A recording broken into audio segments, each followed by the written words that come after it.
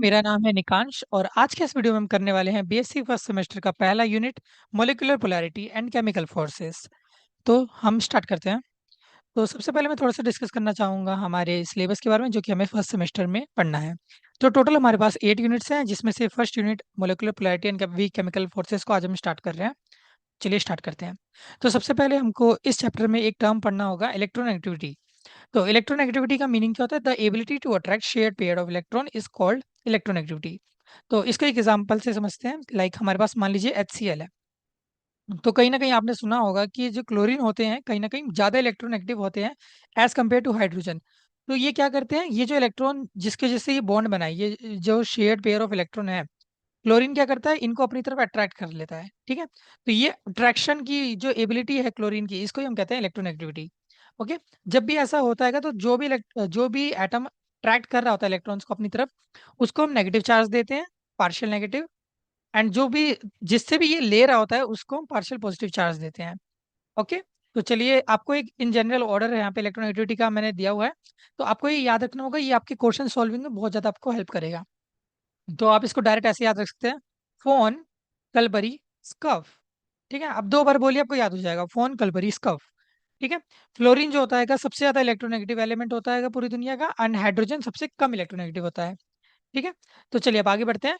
Types of bond. तो हमारे पास हमारे सिलेबस के अकॉर्डिंग हमारे पास दो तरह के बॉन्ड्स होते हैं। एक होता है कोवेलेंट बॉन्ड, एक होता है आयनिक बॉन्ड। तो कोवेलेंट बॉन्ड क्या होता है? The bond which is form due to sharing of electron. ठीक है। तो जो भी बॉन्ड शेयरिंग ऑफ इलेक्ट्रॉन से बना होता है उसको हम कोवेलेंट बॉन्ड कहते हैं। और कोवेलेंट बॉन्ड का एग्जांपल आपने यहाँ पे देख लिया होगा। यहाँ पे HCl जो होता है वो कोवेलेंट बॉन्ड ही होता है। ओके। तो ये हमारा पहला श्रेणी हो गई है केमिकल बॉन्ड्स की। ठीक है। तो सेकंड वाला जो हैगा वो है आयनिक बॉन्ड। आयनिक बॉन्ड क्या होता है? The bond which is form due to transfer of electron. ठीक है। तो यहाँ पे आयनिक बॉन्ड क्या होते हैं? जो एक इलेक्ट्रॉन के पूरे ट्रांसफर की वजह से होते हैं। ठीक है। कोवेलेंट में हम शेयरिंग ऑफ इलेक्ट्रॉन होता है एंड आयनिक में ट्रांसफर ऑफ इलेक्ट्रॉन होता है। ठीक है। बेसिक बेसिक है, ये आपको पता होगा। ठीक है। अब कोवेलेंट बॉन्ड को भी हमने फर्दर डिवाइड कर रखा है 2 हिस्सों में। एक हैगा पोलर कोवेलेंट बॉन्ड, एक होता है नॉन पोलर कोवेलेंट बॉन्ड। ठीक है। तो पोलर वाले को स्टार्ट करते हैं, हम रीड करते हैं। The covalent bond where there is electronegativity difference between atoms is called polar covalent bond. ठीक है। तो आप इसको जस्ट ऐसे समझ लीजिए, जहां पे भी पोलैरिटी बन रही होगी वो हमारा पोलर कोवेलेंट बॉन्ड होगा। जैसे हमको दिख रहा है HCl। ठीक है। तो HCl इज अगेन क्या है? एक पोलर कोवेलेंट बॉन्ड है। राइट। क्योंकि यहाँ पे हमें दिख रहा होगा कहीं ना कहीं partial positive and partial negative charge आ रहा है। ठीक है। यहाँ पे इलेक्ट्रोनेगेटिव डिफरेंस आएगा दोनों एटम्स के बीच में। क्लोरीन ज्यादा इलेक्ट्रोनेगेटिव है as compare to hydrogen. Okay. Second आएगा नॉन पोलर। ठीक है। तो नॉन पोलर का मतलब होता है अगेन इसका उल्टा, यानी कि जहाँ पे पोलैरिटी नहीं बन रही होगी। ठीक है। तो इसको हम ऐसे रीड कर सकते हैं, the covalent bond where there is zero electronegative difference between atom is called non polar covalent bond. ठीक है। तो जहां पर भी कोई भी पोलैरिटी नहीं बनती, कोई भी इलेक्ट्रोनेगेटिविटी का डिफरेंस नहीं होता है, लाइक इसको आप समझ लीजिए, जैसे हमारे पास एक O2 का समझ लीजिए O2 गैस है। ठीक है। तो यहाँ पे 2 ऑक्सीजन के एटम है। तो इन दोनों की पोलैरिटी सेम होगी, बराबर होगी। तो इसलिए यहाँ पे कोई भी इलेक्ट्रॉन को अट्रैक्ट नहीं कर रहा होगा आप एक दूसरे की अपनी तरफ। ठीक है।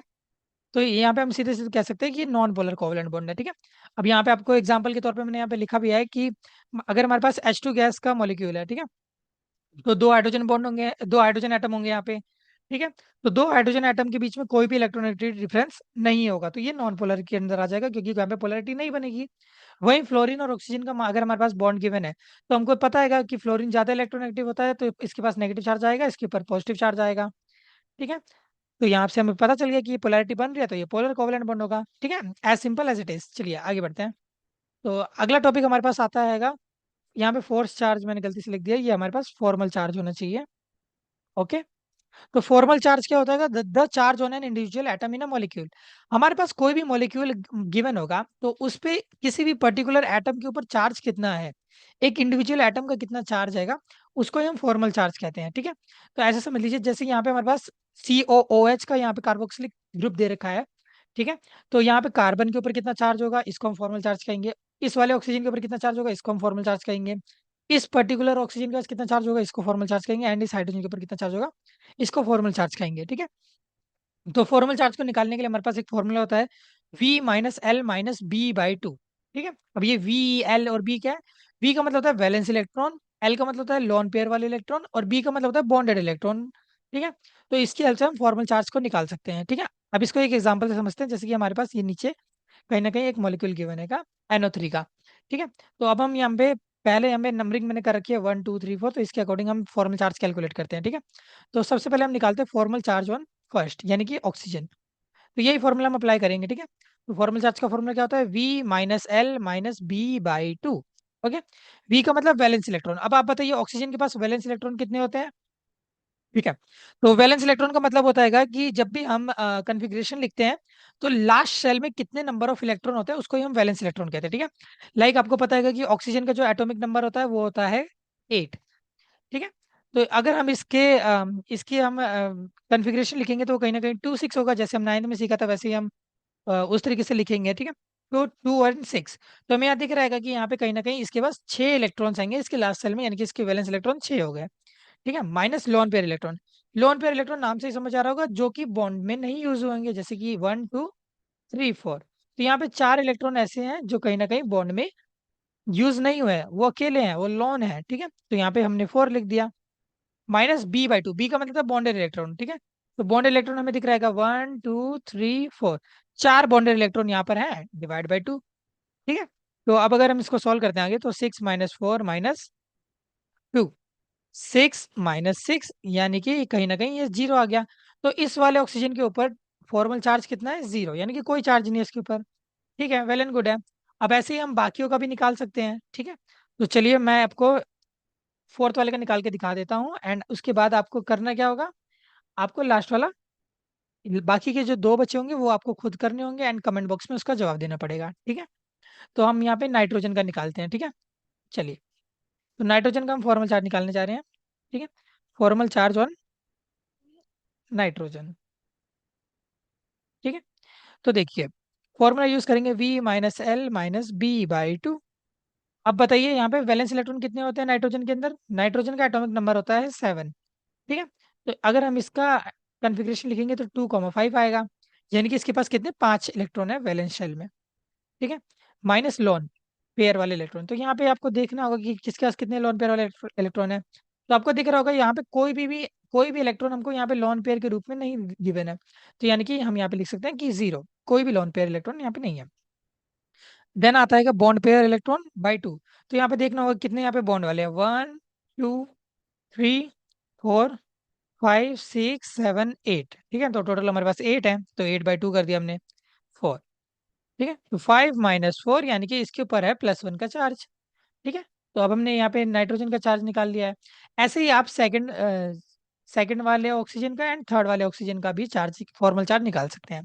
ठीक है, तो मेक श्योर आप ये चार्ज जरूर निकालें एंड कमेंट बॉक्स में जरूर जवाब दें। चलिए आगे बढ़ते हैं।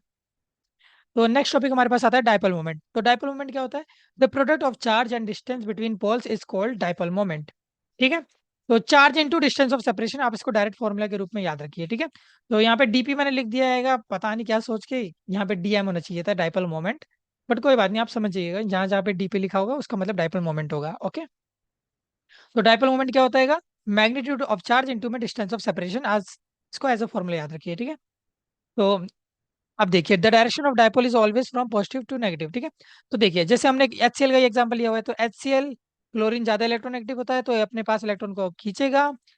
देन हम चार्जेस यहाँ पे डेवलप कर देंगे, पार्शियल नेगेटिव चार्ज आएगा क्लोरीन पे, पार्शियल पॉजिटिव चार्ज आएगा हाइड्रोजन पे। तो अब डायपोल का मतलब होता है हमें बस एक एरो से रिप्रेजेंट करना होता है। ठीक है, तो डायपोल क्या होता है, पॉजिटिव से नेगेटिव की तरफ होगा हमेशा। तो यानी कि अगर इसका हमें डायपोल बनाना होगा तो वो कुछ ऐसा दिखेगा। ठीक है, तो ये होता है डायपोल। ठीक है, चलिए अब आगे बढ़ते हैं। Application of dipole moment. अब ये जो डायपोल मोमेंट हम कैलकुलेट कर रहे थे या फिर ये जो बना रहे थे, ड्रॉ कर रहे थे, इसका एप्लीकेशन क्या है, इसका फायदा क्या है।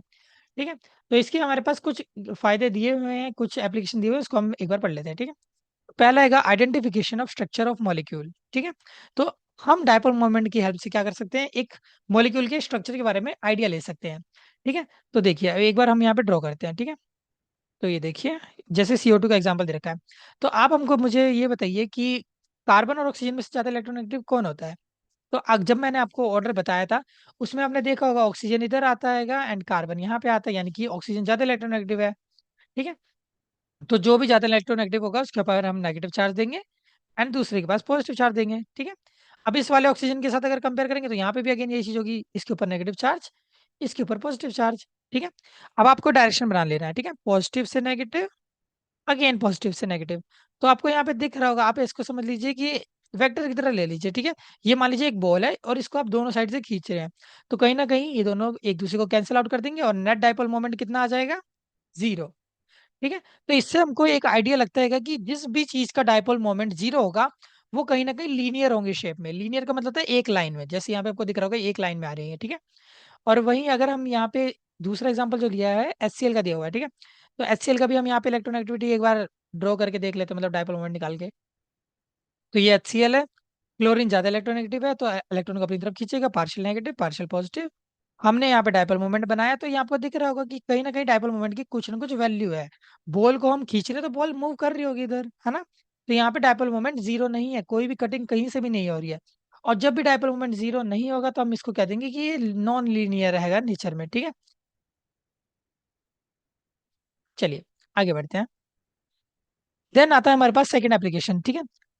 तो सेकंड एप्लीकेशन है हमारे पास आएगा आइडेंटिफिकेशन ऑफ ज्योमेट्रिकल आइसोमर। ठीक है। तो ज्योमेट्रिकल आइसोमर क्या होते हैं, सिस एंड ट्रांस, ठीक है। आई होप आपको सिस एंड ट्रांस के बारे में थोड़ा सा आइडिया होगा। एंड अगर आपको नहीं है तो मैं आपको थोड़ा सा बता देता हूँ। देखिए, कभी भी हमारे पास अल्कीन के कुछ इस टाइप के स्ट्रक्चर होते हैं, जिसमें बीच में कार्बन कार्बन का डबल बॉन्ड होता है, और कहीं ना कहीं यहाँ पे कहीं ना कहीं फिलिंग होती है कि एटम्स की, ठीक है। तो मान लीजिए ये हमारे पास कुछ इस फॉर्मेट से गिवन है, ABBA, ठीक है। यानी कि जो सेम सेम वाले एटम है वो कहीं ना कहीं पैरेलल है एक दूसरे से, मतलब आमने सामने है ऐसे, ठीक है। तो कभी भी ये वाला स्ट्रक्चर बन रहा होगा तो इसको हम कहते हैं कि ट्रांस स्ट्रक्चर है, ठीक है। वहीं इसका उलट अगर हम सिस वाले को देखें तो सिस वाले में क्या होता है, जो सेम सेम होते हैं वो हॉरिजॉन्टल लेवल पे सेम होते हैं, ठीक है। तो एक बार इसको देख लेते हैं। एक बार मैं आपको सिस वाला बना के दिखा देता हूँ, ठीक है। तो ये देखिए, ये हमारे पास कहीं ना कहीं सिस वाले हो गए, AABB। तो आपको दिख रहा होगा कि हॉरिजॉन्टली यहाँ पे सेम सेम आ रहे हैं, ठीक है। तो ये हमारे सिस वाले स्ट्रक्चर होते हैं, ठीक है।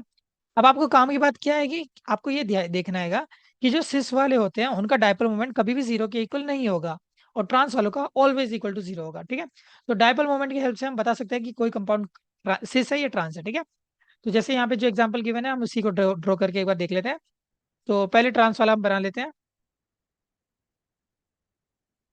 ओके, हमने स्ट्रक्चर बना लिया है, ठीक है।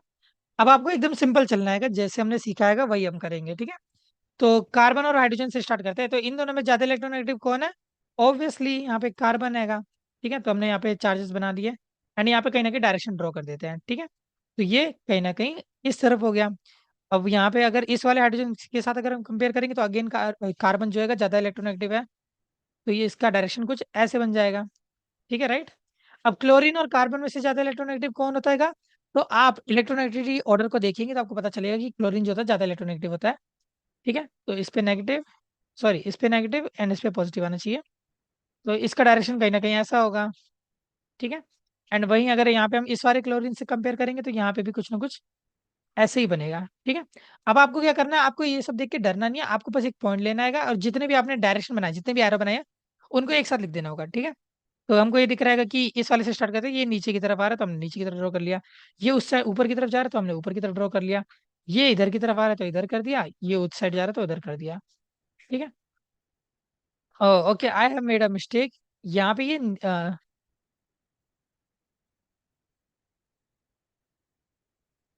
या तो हमने ड्रॉ कर लिया, सॉरी कोई मिस्टेक नहीं है, मेरे को गलती लगी थी, ठीक है। तो आपको दिख रहा होगा कि चारों के चारों आमने आमने सामने बना लिया। तो आपको दिख रहा होगा कि सारे के सारे एक दूसरे का इफेक्ट कैंसिल आउट कर रहे होंगे, और जो हम यहाँ पे बॉल की तरह ट्रीट कर रहे हैं इसको, तो ये यहीं पे रहेगा, यानी कि इसका डायपोल मूवमेंट कितना है, 0 है, कहीं भी इसका मूवमेंट नहीं हुआ है, ठीक है। तो ये हमारी बात होगी ट्रांस वाले की। अब एक बार सिस वाले को समझ लेते हैं, ठीक है। तो सिस वाले को एक बार ड्रॉ करते हैं। हाइड्रोजन हाइड्रोजन, क्लोरीन क्लोरीन, ठीक है। तो अब यहाँ पे अगेन हम ये ड्रॉ करने का ट्राई करते हैं, ठीक है। तो अब हम क्या करेंगे, partial positive partial negative charge ये सब नहीं लिखेंगे, क्योंकि बड़ा गुच्छड़ मुच्छड़ हो जाता है, इससे बड़ा ज्यादा ही गंदगी हो जाती है। हम डायरेक्ट बनाते हैं, ठीक है। कार्बन हाइड्रोजन ज्यादा इलेक्ट्रोनेगेटिव कार्बन है तो ऑब्वियसली डायरेक्शन कुछ ऐसा बनेगा, ठीक है, नेगेटिव की तरफ हमें जाना होता है। कार्बन क्लोरीन, अब यहाँ पे क्लोरीन ज्यादा इलेक्ट्रोनेगेटिव होता है तो यहाँ पे ऐसे बनेगा, राइट। अब यहाँ पे बात करते हैं कार्बन क्लोरीन, तो यहाँ पे अगेन क्लोरीन जीतेगा, तो क्लोरीन की तरफ जाएगा। कार्बन हाइड्रोजन यहाँ पे हाइड्रोजन की तरफ आएगा, ठीक है। तो आपको दिख रहा होगा कि अगर हम बॉल के साथ डायग्राम बनाने जा रहे हैं तो यहाँ पे दिख रहा होगा कि दो दो के दो सेम डायरेक्शन में ऐसे ऐसे, ठीक है, एंड ये दोनों एक साथ एक इस डायरेक्शन में ऐसे ऐसे, ठीक है। तो कहीं ना कहीं कुछ इस टाइप का स्ट्रक्चर बन रहा होगा। तो आपको ये दिख रहा होगा कि अगर बॉल को एक इंसान इस साइड खींच रहा है, एक इंसान इस साइड खींच रहा है, तो कहीं ना कहीं ये थोड़ा सा मूव करेगा, ये आगे की तरफ आएगा, ठीक है। आप इसको वेक्टर की तरह ले लीजिए कि अगर ये दो वेक्टर इस ऐसे ऐसे आएंगे किसी पर्टिकुलर एंगल पे, तो इनका रिजल्टेंट हमेशा बीच में से होता है, ठीक है। तो बेसिकली यहाँ पे कट डाउन नहीं हो रहा है, यहाँ पे डायपोल मोमेंट की कुछ ना कुछ वैल्यू आ रही है, ठीक है। तो डायपोल मोमेंट यहाँ पे जीरो नहीं होगा, ठीक है। तो यहाँ से हमको पता चल गया कि सिस वालों का डायपोल मोमेंट कभी भी जीरो नहीं होता है, ठीक है। तो ये इसका एप्लीकेशन हो गया, ठीक है।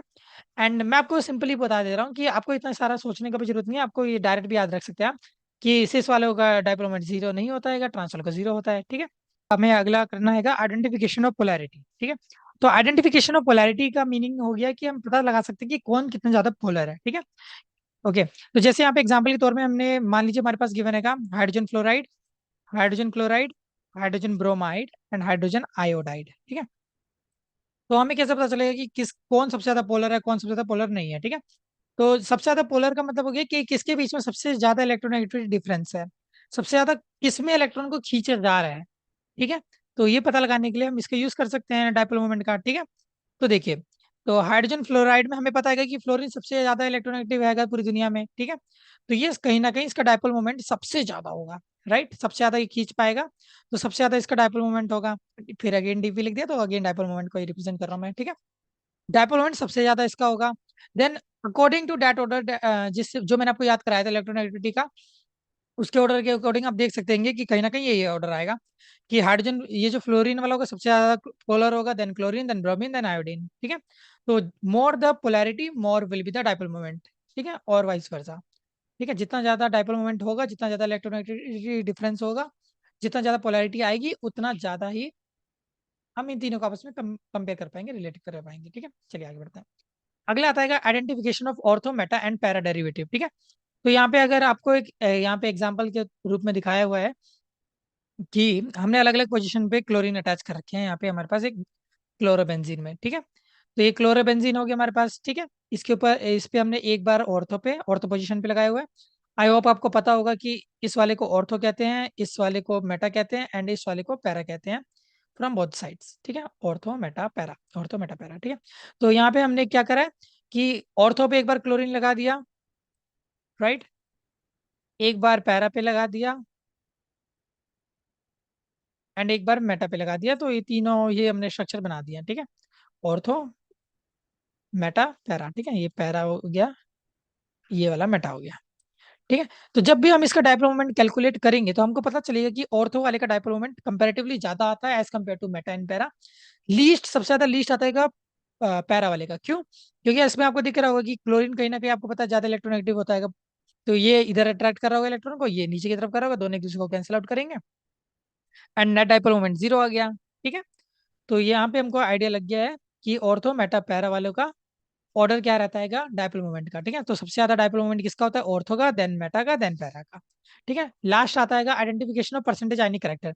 हम पता लगा सकते हैं कि किसी भी कोवलेंट कंपाउंड के अंदर या किसी भी कंपाउंड के अंदर परसेंटेज आयनिक करेक्टर कितना आएगा, ठीक है। तो ऑब्जर्व डायपोल मोमेंट का मतलब है कि जो भी ऑब्जर्वेशन हम लेंगे, ठीक है, हम खुद का कैलकुलेशन करेंगे और कुछ डायपोल मोमेंट लिखेंगे, ठीक है। मान लीजिए डायपोल मोमेंट आया है, हमने हमने जो कैलकुलेट करा 40 आया, और उस कंपाउंड का एक्चुअल डायपोल मोमेंट जो था वो कहीं ना कहीं मान लीजिए कहीं ना कहीं 25 था, ठीक है। तो इसकी हेल्प से हम क्या कर सकते हैं, परसेंटेज यानी करेक्टर निकाल सकते हैं इस फॉर्मूले के अकॉर्डिंग, ठीक है। हमने वैल्यू डाल दी, है ना, तो हमको यहाँ पे पता चल गया कि फोर फोर फोर जा 16, 160%। तो यहाँ पे तो मैंने कुछ गलती कैलकुलेशन ले लिया, कोई बात नहीं, आप समझदार हैं, हम समझ गए होंगे। तो बेसिकली फॉर्मूला बस हमें यहाँ पे देखना है, ठीक है। यहाँ पे मैंने कुछ ज्यादा ही गलत वैल्यू ले ली है, ठीक है, तो इसलिए उतना बड़ा आ रहेगा। बाकी observe dipole moment upon actual dipole moment की हेल्प से हम क्या कर सकते हैं, परसेंटेज यानी करेक्टर को निकाल सकते हैं, ठीक है। चलिए आगे चलते हैं। देन अगला टॉपिक हमारे पास आता है फजान रूल। तो फजान रूल क्या होता है? ये एक ऐसा रूल होता है जिसकी हेल्प से हमें पता चलता है कि किसी कंपाउंड के अंदर, किसी आयनिक कंपाउंड के अंदर कितना कोवलेंट करेक्टर है, ठीक है। It is a rule through which we can find covalent character in ionic bond, ठीक है। आयनिक बॉन्ड या आयनिक कंपाउंड कुछ भी कह सकते हैं हम, ठीक है। तो फजान रूल को अप्लाई करने के लिए हमारे पास दो चीजें होती हैं। एक होता है पोलराइजिंग पावर, एक होता है पोलरिएबिलिटी, ठीक है। तो ये जो पोलराइजिंग पावर होता है ये कटायन से रिलेटेड होता है, और पोलरिएबिलिटी कहीं ना कहीं अनायन से रिलेटेड होती है, ठीक है। तो इसको एक बार समझने का कोशिश करते हैं, ठीक है। तो फजान रूल के अकॉर्डिंग हम कोवेलेंट कैरेक्टर को हमें कैलकुलेट करना है, ठीक है। कोवेलेंट कैरेक्टर को कैलकुलेट करने के लिए हम पोलराइजिंग पावर और पोलरेबिलिटी का यूज करेंगे, ठीक है।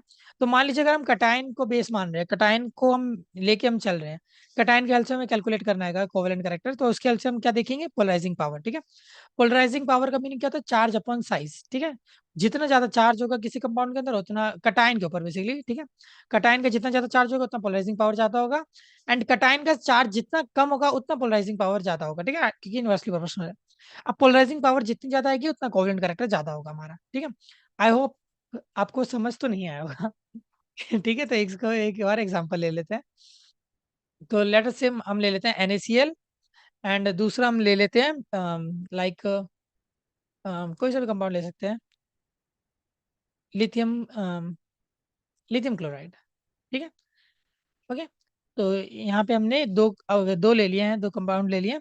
अब इसमें मान लीजिए हमको पता लगाना है कि कौन ज्यादा कोवेलेंट कैरेक्टर किसमें ज्यादा है, ठीक है, ये हमें कैलकुलेट करना है। तो हम क्या करेंगे, आपको तोड़ना तो आता ही है, आप तोड़ सकते हैं इसको, Na+Cl- लिथियम प्लस Cl-, ठीक है। तो यहाँ पे आपको दिख रहा होगा कि अनायन तो सेम है, तो अनायन के बेसिस पे तो हम कुछ भी बता नहीं सकते हैं, राइट। अब हमारे पास Na+ है इधर, और इधर है Li+, ठीक है। तो अब हम क्या करेंगे, पोलराइजिंग पावर चेक करेंगे, ठीक है। तो पोलराइजिंग पावर देख लेते हैं। तो यहाँ पे पोलराइजिंग पावर के लिए हम चार्ज देखते हैं, सबसे पहले चार्ज। तो दोनों का ही चार्ज +1+1 है, तो पोलराइजिंग पावर इसके हिसाब से तो हम नहीं बता सकते क्योंकि दोनों सेम है। अब देखेंगे हम साइज, ठीक है। तो सोडियम और लिथियम में से बड़ा कौन होता है, हमें कैसे पता चलेगा। आपको याद होगा पीरियोडिक टेबल हमने याद करा था, तो उसका जो फर्स्ट ग्रुप होता है उसको हमने ऐसे याद करा था, ली, ना, ही, रब, से, फरियाद, ठीक है। अब आपको ये याद रखना है कि ऊपर से जब हम नीचे आते हैं तो कहीं ना कहीं साइज इंक्रीज होता है, साइज बड़ा होता है, राइट, ऐसे ऐसे बढ़ता रहता है, ठीक है। तो इससे हमें पता चल रहा है कि लिथियम का साइज छोटा होगा as compare to sodium, sodium बड़ा होगा, ठीक है। सोडियम का साइज ज्यादा होगा, साइज ज्यादा होगा सोडियम का, एंड लिथियम का साइज कहीं ना कहीं छोटा होगा, ठीक है। अब हमें दिख रहा है कि पोलराइजिंग पावर क्या होती है, इनवर्सली प्रोपोर्शनल टू साइज होती है, यानी कि अगर साइज ज्यादा है तो पोलराइजिंग पावर इसकी कम होगी, एंड इसकी पोलराइजिंग पावर ज्यादा होगी, ठीक है, राइट। अब हमने ये सारा कैलकुलेट कर लिया है, एंड एट द एंड हमें पता है कि पोलराइजिंग पावर जितनी ज्यादा, कोवेलेंट करेक्टर उतना ज्यादा, ठीक है। तो यानी कि कोवेलेंट करेक्टर इसका कम होगा एंड इसका ज्यादा होगा। तो इसकी हेल्प से हमने ओवरऑल क्या चेक कर लिया है कि लिथियम क्लोराइड का कोवेलेंट करेक्टर ज्यादा होता है एज कम्पेयर टू NaCl, ठीक है। तो आप ऐसे कैलकुलेट कर सकते हैं कि कोवेलेंट करेक्टर को, ठीक है। आई होप आपको इस एग्जांपल से समझ आ गया होगा। अब हम दूसरा देखते हैं, पोलरिएबिलिटी, ठीक है। तो यहाँ पे तो हमने कटायन की वजह से डिसाइड करा कि किसके अंदर कोवेलेंट करेक्टर ज्यादा आएगा, ठीक है। अगर मान लीजिए कि हम कटायन की हेल्प से ना कर पाए तो हम ऑब्वियसली अनायन की हेल्प से करेंगे, ठीक है। तो अब एक बार देख लेते हैं, ठीक है। तो हमें यहाँ पे लिखा हुआ है कि और covalent character can be obtain using अनायन, अनायन का जब भी हम यूज करेंगे तो हम यहाँ पे पोलरिएबिलिटी देखेंगे, ठीक है। पोलरिएबिलिटी क्या होती है, उसमें चार्ज एंड साइज दोनों ही डायरेक्टली प्रोपोर्शनल होते हैं, ठीक है, ओके। और यहाँ पे भी पोलरिएबिलिटी जितनी ज्यादा, कोवेलेंट कैरेक्टर उतना ज्यादा, ठीक है। तो अगेन एक एग्जांपल ले लेते हैं जिससे आपको थोड़ी सी क्लैरिटी मिले, ठीक है। तो लेट अस से कि हम ले लेते हैं, अगेन एक बार काम करते हैं, NaCl ले लेते हैं और NaBr ले लेते हैं, ठीक है। तो अब आपको पता लगाना है कि किसके अंदर कोवेलेंट कैरेक्टर ज्यादा है, राइट। कोवेलेंट कैरेक्टर किसमें ज्यादा है, हमें ये चेक करना है, ठीक है। तो देखिए अगर हम इसको तोड़ेंगे तो ये Na+Cl- ऐसे तोड़ सकता है, एंड ये Na+Br-, राइट। तो हमें यहाँ पे दिख रहा है कि कहीं ना कहीं कटायन दोनों सेम है, ठीक है। अब कटायन सेम है तो हम क्या करेंगे, अनायन की हेल्प से डिसाइड करेंगे कि पोलरेबिलिटी किसकी ज्यादा है और किसकी कम है, ठीक है। तो यहाँ पे हमारे पास क्लोरीन नेगेटिव है एंड यहाँ पे ब्रोमीन नेगेटिव है एज अनायन, ठीक है। पोलरिएबिलिटी चेक करेंगे, ठीक है। तो पोलरिएबिलिटी चेक करने के लिए सबसे पहले हमें चार्ज देखना पड़ेगा, ठीक है। याद रखिए कि हमेशा इसी ऑर्डर में चले, पहले चार्ज देखेंगे देन साइज देखेंगे, ठीक है। तो अगर हम चार्ज के हिसाब से चलेंगे तो दोनों का चार्ज ही -1 है, दोनों का चार्ज सेम है, ठीक है। तो चार्ज की हेल्प से तो हम कैलकुलेट नहीं कर सकते कि किसका ज्यादा होगा, कौन जीतेगा कौन हारेगा, ठीक है। देन इसके बाद हम डिसाइड करेंगे साइज की हेल्प से, ठीक है। तो अब साइज की हेल्प से डिसाइड करने का तो कहीं ना कहीं अब हमें पता रहता है कि जो लास्ट ग्रुप होता है, 17 ग्रुप होता है, उसका कहीं ना कहीं ऑर्डर कुछ ऐसा होता है। 17 ग्रुप होता है वो कहीं ना कहीं इस टाइप से होता है, फ्लोरीन, क्लोरीन, ब्रोमीन, आयोडीन, ठीक है। ऊपर से नीचे आने पे अभी मैंने आपको बताया था कि साइज इंक्रीज होता है, ठीक है। तो इसकी हेल्प से हमें पता चल गया कि ब्रोमीन कहीं ना कहीं बड़ा होगा एज कम्पेयर टू क्लोरीन, ठीक है। तो यानी कि क्लोरीन का साइज छोटा होगा, ब्रोमीन का साइज बड़ा होगा, एंड हमें दिख रहेगा कि पोलरिएबिलिटी जो होती है वो डायरेक्टली प्रोपोर्शनल होती है साइज से, ठीक है। तो यानी कि इसकी पोलरिएबिलिटी कम होगी, इसकी पोलरिएबिलिटी ज्यादा होगी, ठीक है। एंड एट द एंड आपको ये बस ये लिखने के बाद आपको चेक कर लेना होगा कि पोलरेबिलिटी किसकी ज्यादा है, क्योंकि हमें पता है कि polarizability direct proportional to covalent character, तो पोलरेबिलिटी जिसकी ज्यादा कोवेलेंट करेक्टर उसका ज्यादा। ठीक है, तो यहाँ से हमें पता चलिए कि NaBr इज मोर, मतलब हम ऐसे बोल सकते हैं कि NaBr contain more covalent character as compare to NaCl, right. तो ये देखिए, यही हमारे पास फजान रूल होता है। ठीक है, कोवेलेंट करेक्टर को हम यहाँ पे चेक कर सकते हैं। अब इसके हेल्प से हम बहुत सारी चीजें कर सकते हैं। ठीक है, लाइक इसके हेल्प से हम पता लगा सकते हैं कि मेल्टिंग पॉइंट का ऑर्डर, सोलिबिलिटी का ऑर्डर, हार्डनेस का order and colour imparting nature का ऑर्डर। ठीक है, तो ज्यादातर जो चीजें होती है वो कोवेलेंट करेक्टर से इनवर्सली प्रोपोर्शनल होती है। यानी कि मेल्टिंग पॉइंट आप देख सकते हैं, सोलिबिलिटी देख सकते हैं, हार्डनेस देख सकते हैं। Colour imparting order, colour imparting order का मतलब होता है किसी रिएक्शन के बाद कितना कलर दिखेगा।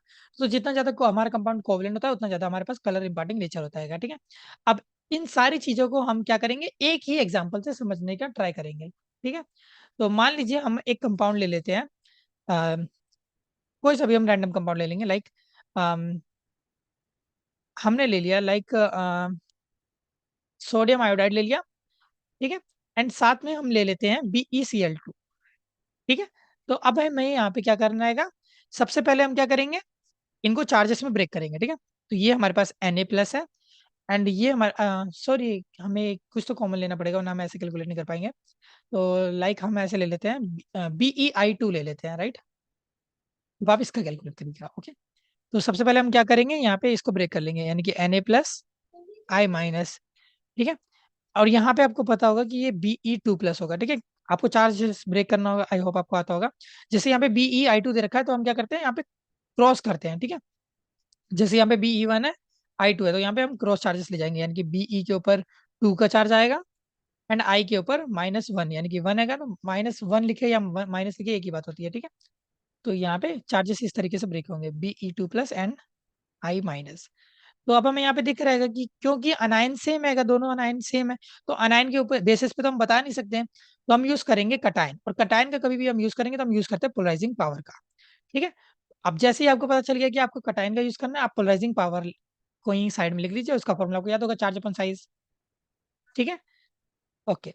अब आपको सबसे पहले चार्ज सेलेक्ट करना है। ठीक है, तो चार्ज की हेल्प से आपको दिख रहा होगा इसका चार्ज +1 है और इसका चार्ज +2 है।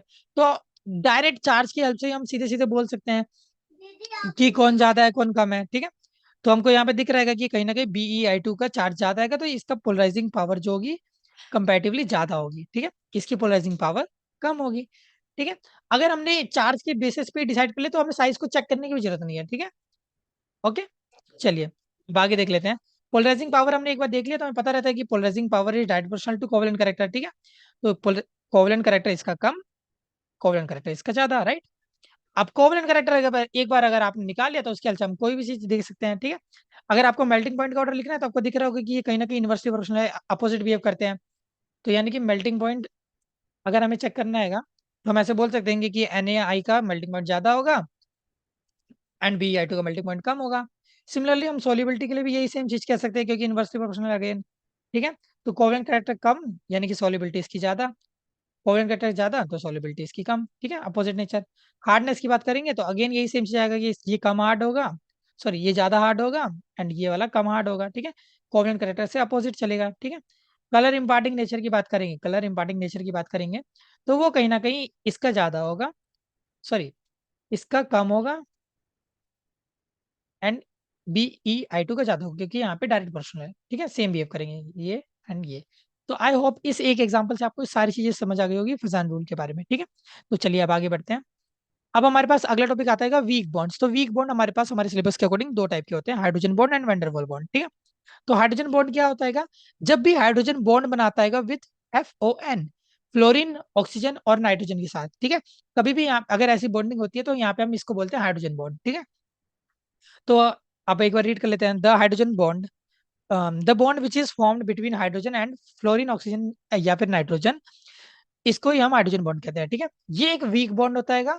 ठीक है, it is of two types. अब ये बॉन्ड भी दो टाइप का होता है, एक होता है इंटरमोलिकुलर हाइड्रोजन बॉन्डिंग, एक होता है इंट्रामोलिकुलर हाइड्रोजन बॉन्डिंग। एक होता है इंटर, एक होता है इंट्रा।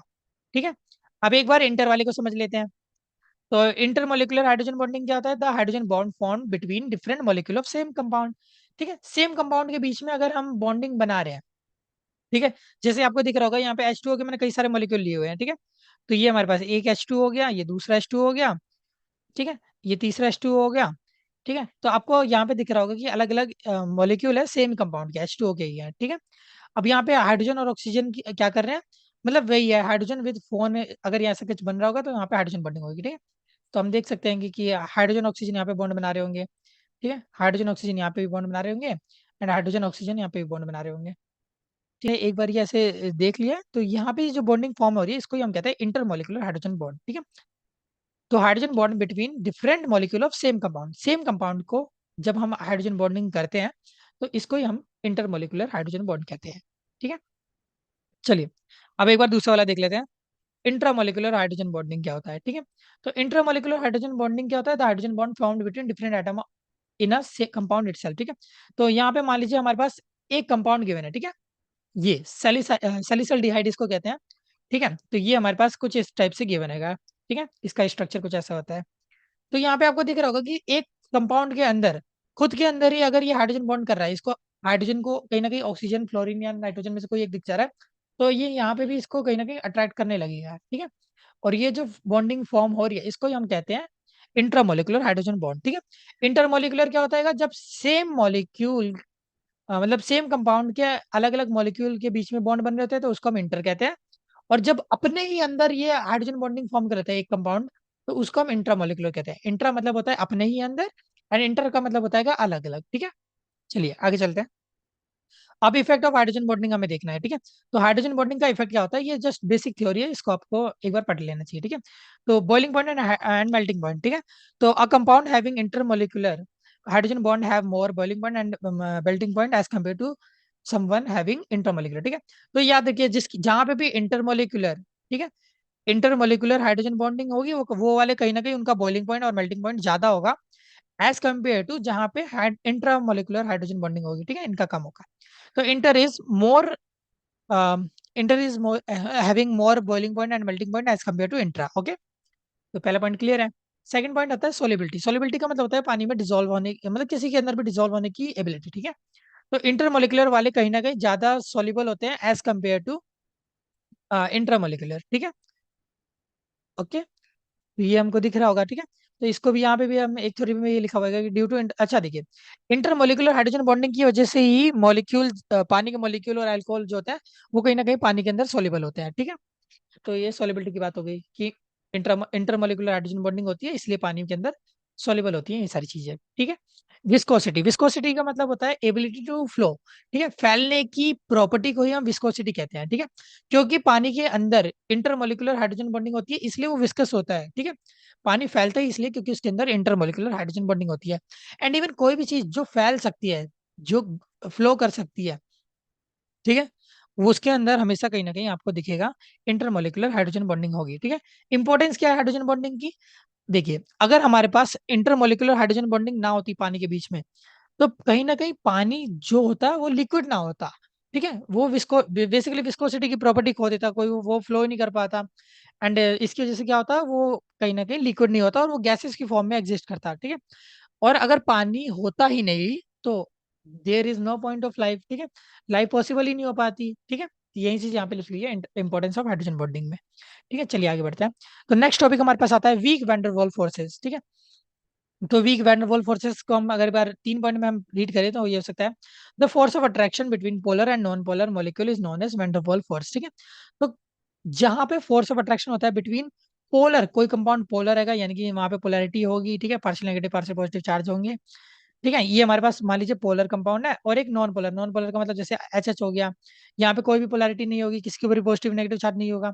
इनके बीच में जो फोर्स ऑफ अट्रैक्शन होता है उसको हम वैन डर वाल फोर्स कहते हैं। ठीक है। ओके। सेकंड पॉइंट आएगा कि इन फोर्सेस को हम इंटरमोलिकुलर फोर्सेस भी कहते हैं। ठीक है। Okay. And order of magnitude is, ये सबसे ज्यादा सॉलिड फॉर्म में ये फोर्सेस लगती है, देन लिक्विड देन गैस। ठीक है।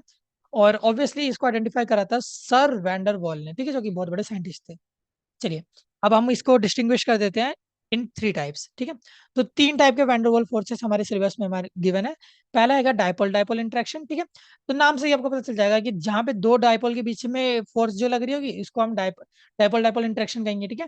The interaction between two dipole molecule is known as dipole dipole interaction. ठीक है।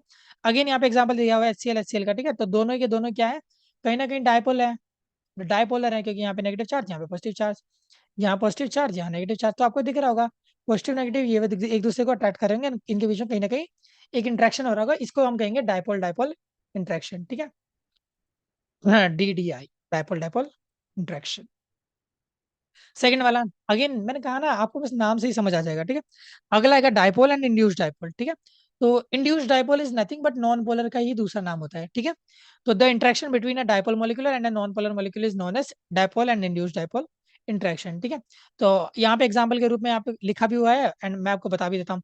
जैसे हमारे पास HCl है, आपको पता है कि एक पोलर मॉलिक्यूल होता है, क्लोरीन ज्यादा इलेक्ट्रोनेगेटिव होता है, तो इलेक्ट्रॉन को अपनी तरफ खींचेगा, चार्जेस डेवलप होंगे, राइट। ओके, तो ये हमारे पास एक डायपोल कंपाउंड हो गया। एंड यहाँ पे ऑक्सीजन ऑक्सीजन है जो कि नॉन पोलर है, इनके बीच में जो फोर्सेस लग रही होंगी, जो फोर्स ऑफ इंट्रैक्शन होगा, इसको हम कहेंगे डायपोल इंड्यूस्ड डायपोल इंट्रैक्शन, ठीक है। Okay, dipole induced dipole interaction, ठीक है। तो बस आपको ये समझ के रखना है कि induced dipole is nothing but non polar का ही दूसरा नाम है, ठीक है। लास्ट वाला देख लेते हैं, instantaneous dipole induced dipole interaction, ठीक है। अब इंस्टेंटेनियस डायपोल क्या होता है, ये बस एक नाम है जो कि हम मोनोवैलेंट एटम्स, गैसेस एटम्स के लिए यूज करते हैं। आपको याद होगा वो जो 18th ग्रुप होता है, हीना, नीना और करीना, जेनॉन, रेनाडियम, ठीक है। ये जो लास्ट ग्रुप होता है helium, neon, argon, krypton, xenon और रेनाडियम का, ठीक है। ये सारे के सारे मोनोवैलेंट गैसेस एटम्स है, इनको ही हम इंस्टेंटेनियस डायपोल के रूप में यूज करते हैं, ठीक है। तो अब आप इसको फर्दर आगे रीड करिए, आपको पता चल जाएगा, ठीक है। तो देखिए, देख लेते हैं। तो इंड्यूस्ड ये होता है क्या, the interaction between mono atomic gases, यानी कि हीना, नीना एंड करीना वाला, ठीक है। ही, हीलियम, नियन और आर्गन, ये सब हो गया, विद नॉन पोलर मॉलिक्यूल, यानी कि जैसे ऑक्सीजन ऑक्सीजन हो गया, नाइट्रोजन नाइट्रोजन हो गया, इनके बीच में जो इंट्रैक्शन होता है, इसको हम instantaneous dipole induced dipole interaction कहते हैं। और इसका दूसरा नाम लैंथन फोर्सेस भी होगा, ठीक है। तो ये अब आपको थोड़ा सा बेसिक बेसिक पता होना चाहिए, ठीक है। अब स्ट्रेंथ ऑर्डर अगर हम देखेंगे तो डायपोल यही होता है, 1 2 3, ये जिस फॉर्मेट में लिखे हुए हैं यही स्ट्रेंथ ऑर्डर होता है, ठीक है। डायपोल डायपोल वाले सबसे ज्यादा स्ट्रेंथ रखते हैं, then dipole induced dipole and बाद में इंस्टेंटेनियस डायपोल इंड्यूस्ड डायपोल, ठीक है। तो आई होप आपको ये समझ आ गया होगा, चलिए आगे बढ़ते हैं। लैटिस एनर्जी, लैटिस एनर्जी क्या होता है, the amount of energy required to break a ionic solid into gases form, ठीक है। तो बेसिकली हमारे पास मान लीजिए कि कोई कंपाउंड है NaCl है, ठीक है। हम इसको कितनी एनर्जी दे, ये अब ऑब्वियसली Na and Cl मस्त दोनों जोड़ी बना के रखे हुए हैं, तो हम कितना एनर्जी दे कि ये दोनों टूट जाए, अलग अलग हो जाए। NaCl नमक है जो सॉलिड फॉर्म में है, हम इसको कितनी एनर्जी दें, एनर्जी देने का मतलब पॉजिटिव, पॉजिटिव में हमेशा एनर्जी को लिखते हैं अगर हम एनर्जी देते हैं तो, ठीक है। हम इसको कितना अमाउंट ऑफ एनर्जी दे कि ये ब्रेक हो जाए, ये टूट जाए आयंस में, गैसियस आयंस में, ठीक है। तो इसको ही हम कहते हैं लैटिस एनर्जी, ठीक है, कि amount of energy required to break a ionic bond into gaseous atom, ठीक है। जैसे NaCl को अगर हम ब्रेक करेंगे तो Na+ एंड Cl- बनता है, ये आपको पता है, लेकिन ये बनता कैसे है, जब हम एनर्जी देते हैं NaCl को, लैटिस एनर्जी देते हैं, तो तब जाके ये बनता है, ठीक है। तो आई होप ये तो इजी था, आपको समझ आ गया होगा, ठीक है। लैटिस एनर्जी को कैलकुलेट करने का कोई डायरेक्ट मेथड नहीं होता है, उसका एक इनडायरेक्ट मेथड होता है जो कि हम आगे अभी पढ़ेंगे। ओके, लैटिस एनर्जी को चेक करने का तरीका क्या होता है, तो फैक्टर अफेक्टिंग लैटिस एनर्जी, ठीक है, किन किन कौन कौन से फैक्टर है जो लैटिस एनर्जी को अफेक्ट करते हैं, ठीक है। तो पहली बात तो चार्ज अपॉन साइज, ठीक है। आपको अगर याद हो तो कहीं ना कहीं ये पोलराइजिंग पावर की तरह ही बिहेव कर रहा है, चार्ज अपॉन साइज, ठीक है, सिंपल। आप देखिए, चार्ज अपॉन साइज है, अगर आप यहाँ पे भी मैं आपको एक एग्जांपल के थ्रू समझाने की कोशिश करता हूँ, लाइक मान लीजिए कि हमारे पास एक गिवन हैगा NaBr और एक हैगा NaF ले लेते हैं, ठीक है। सॉरी, चलिए।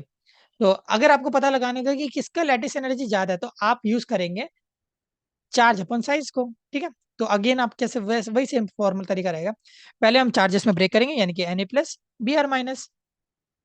Na+Br-, ठीक है। तो आपको यहाँ पे अब देखिए लैटिस एनर्जी हमें चेक करनी है, ठीक है। तो लैटिस एनर्जी अगर हम देख रहे हैं, ठीक है, तो यहाँ पे चार्जेस के बेसिस पे तो हम बता ही नहीं सकते, क्योंकि चाहे आप पॉजिटिव का देख लीजिए चाहे नेगेटिव का देख लीजिए, चार्जेस तो सेम है यहाँ पे, दोनों के ऊपर +1 - 1 +1 - 1 है, ठीक है। तो चार्जेस के बेसिस पे तो हम यहाँ पे डिसाइड नहीं कर पाएंगे कि किसकी लैटिस एनर्जी ज्यादा होगी किसकी कम होगी, ठीक है। तो हम यूज करेंगे साइज का। अब अगेन आपको पता है कि जो हेलोजन वाला ग्रुप होता है, यानी कि ये फ्लोरीन क्लोरीन ब्रोमीन आयोडीन वाला, ये कुछ इस टाइप का होता है, ठीक है। और ऊपर से नीचे आने पे आपको पता है कि ग्रुप 70 नहीं है, ठीक है। साइज लगातार इंक्रीज होता है, तो हमें पता है कि फ्लोरीन का साइज कंपेरेटिवली छोटा होगा एज कम्पेयर टू ब्रोमीन, ठीक है। तो अब यहाँ पे लिख देते हैं कि ब्रोमीन का साइज ज्यादा होगा, फ्लोरीन का साइज कम होगा, राइट। अब हमें दिख रहा है कि जो लैटिस एनर्जी होता है वो कहीं ना कहीं इनवर्सली प्रोपोर्शनल होता है साइज से, ठीक है। यानी कि उल्टा बिहेव करेगा, साइज ज्यादा है तो लैटिस एनर्जी इसकी कम होगी, इसकी लैटिस एनर्जी ज्यादा होगी, ठीक है। तो यानी कि इससे हमें समझ क्या आ रहेगा कि एनएफ को ब्रेक करने के लिए हमें ज्यादा एनर्जी देनी पड़ेगी, ज्यादा लैटिस एनर्जी देनी पड़ेगी as compare to NaBr. Okay, I hope आपको ये समझ आ गया होगा। अब लास्ट में हम देख लेते हैं बोन हेबर साइकिल, ठीक है। बोन हेबर साइकिल क्या है? It is the process to calculate the lattice energy of a substance, it is based on Hess law, ठीक है। तो ये जो बोन हेबर साइकिल है, इसको हम एग्जाम्पल के थ्रू अभी नेक्स्ट वीडियो में समझेंगे, लेकिन आप इसको एक जनरल आइडिया ले लीजिए कि मैंने आपको बताया था कि लैटिस एनर्जी को कैलकुलेट करने का, न्यूमेरिकली कैलकुलेट करने का कोई फिक्स मेथड है नहीं, यानी कि आज तक नहीं बना है। उसको हम एक इनडायरेक्ट मेथड से निकालते हैं, जिसका नाम होता है लैटिस मतलब बॉर्न हेबर साइकिल, ठीक है। और ये जो बॉर्न हेबर साइकिल होती है कहीं ना कहीं बेस्ड होती है हेस लॉ के ऊपर, ठीक है। अब ये हेस लॉ, बॉर्न हेबर साइकिल, इसको हम आगे आने वाले वीडियो में डिस्कस करेंगे एंड सॉल्व कर देंगे, ठीक है। एंड बाय द वे, इसके साथ ही आपका ये चैप्टर समाप्त होता है, आपकी यूनिट खत्म होती है। इस यूनिट में सारी की सारी चीजें हमने कवर कर ली हैं एंड आई होप आपको अच्छे से समझ आएगा। एक बार अगर हम क्विक रिकैप कर ले सारी चीजों का, तो हमने सबसे पहले स्टार्ट करा था इलेक्ट्रोनेगेटिविटी से। तो इलेक्ट्रोनेगेटिविटी को मैंने आपको बताया था कि किसी भी इलेक्ट्रॉन को, शेयर पेयर ऑफ इलेक्ट्रॉन को अट्रैक्ट करने की एबिलिटी को हम इलेक्ट्रोनेगेटिविटी कहते हैं। देन मैंने आपको कहा ये ऑर्डर याद रखने के लिए आपको ये ऑर्डर अच्छे से याद रखना है, ठीक है। हमने देन सीखा टाइप ऑफ बॉन्ड। हमारे पास दो टाइप के बॉन्ड होते हैं, एक होता है कोवलेंट बॉन्ड, एक होता है आयनिक बॉन्ड। कोवलेंट बॉन्ड क्या होता है? जो बॉन्ड फॉर्म होता है due to sharing of electron. Ionic bond क्या होता है? जो बॉन्ड फॉर्म होता है due to transfer of electron, ठीक है। फिर हमने देखा था कोवलेंट वाले को भी दो टाइप में हम डिस्टिंग्विश कर सकते हैं, डिफरेंशिएट कर सकते हैं, ठीक है। तो पहला होता है पोलर कोवलेंट बॉन्ड, एक और दूसरा होता है नॉन पोलर कोवलेंट बॉन्ड, ठीक है। तो पोलर कोवलेंट बॉन्ड क्या होता है? ऐसा कोवलेंट बॉन्ड जहां पे इलेक्ट्रोनेगेटिविटी डिफरेंस रहता है, और जहां पे बेसिकली पोलर पोलर हम पोल्स बना सकते हैं हम, ठीक है।